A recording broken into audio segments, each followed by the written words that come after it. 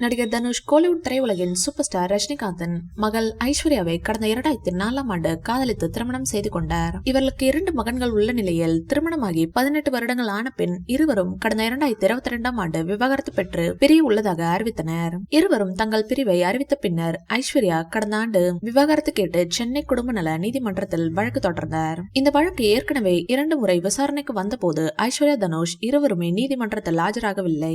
எனவே இவர்கள் மீண்டும் சேர்ந்து வாழ உள்ளனர் என்று தகவல் பரவியது.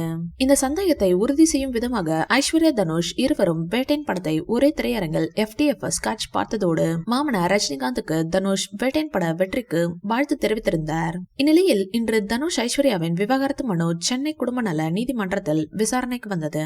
இந்த முறையாவது இவர்கள் இருவரும் ஆஜராவார்களா என்கிற கேள்வி எழுந்த நிலையில் இன்று காலை 10:30 மணி அளவில் ஐஸ்வர்யா ஆஜரானார். தனுஷ் வருவதற்கு தாமதமானதால் 12 மணிக்கு வழக்கு ஒத்திவைக்கப்பட்டது.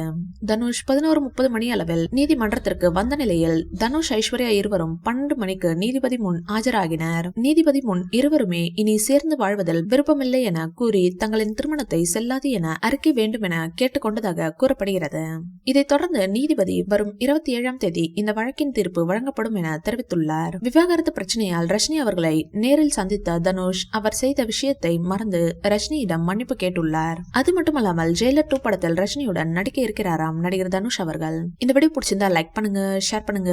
மேலும் ரஜினி சார் பற்றிய தகவல்களுக்கு எங்க சேனலை சப்ஸ்கிரைப் பண்ணுங்க.